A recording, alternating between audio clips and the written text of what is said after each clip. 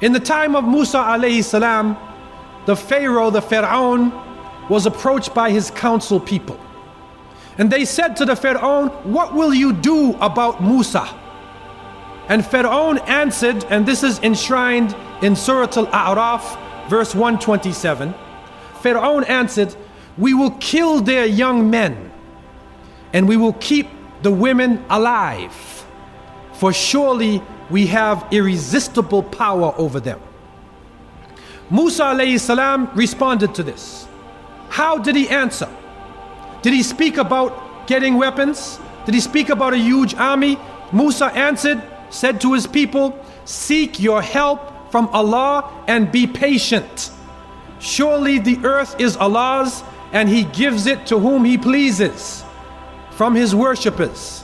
And the best reward is for those who have taqwa, who have the consciousness of Allah. So Musa did not look out at the superficial aspect. He did not say the best reward, the victory is for a huge army, for new weapons. He said, وَالْعَاقِبَةُ لِلْمُتَّقِينَ. He looked inside of the individual. We cry for change. We hope that things would go on that would change our whole situation. But Allah has told us clearly in the Quran, Allah will not change the condition of a people until they change that which is in themselves. And when we look outside to the Muslim world, with all of the weapons, with large armies, countries with billions of dollars in their economy, countries who have intellectuals, but yet you still have humiliation in Bosnia. You still have humiliation in Kashmir.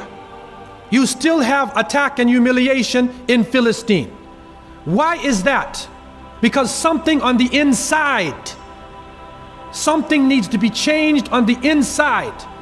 The Prophet, peace be upon him, said, there is a lump of flesh inside of you. If it goes right, the whole body goes right. If it is corrupted and evil, the whole body becomes corrupted, and that is al-qalb. It is the heart. We have arrogance in our ranks. We have pride. Some people are proud because of their nationality, because I speak a certain language, or I come from a certain country. Some people are proud because of their skin color, or proud because of their family. They say, I come from a great family of scholars. But if you come from a family of scholars and you're not practicing Islam, do you expect them to save you? It will not happen.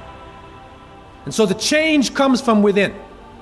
And it is not until the filth of nationalism and tribalism and greed and conceit, love of self, anger, uncontrollable anger with each other, until that leaves us, we cannot expect the help from Allah subhanahu wa ta'ala.